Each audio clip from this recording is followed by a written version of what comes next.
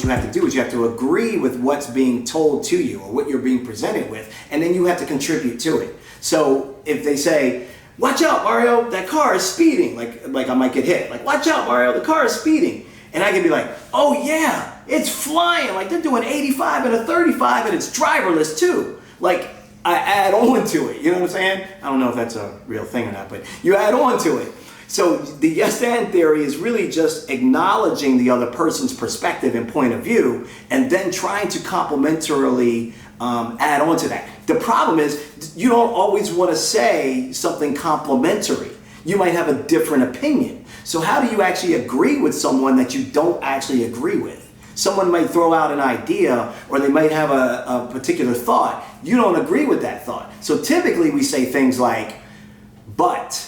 The minute I say but after you just spoke, that tells you that I haven't even heard a damn thing you just said. What it really says is, I've been waiting for you to shut up so that I could actually say my counterpoint.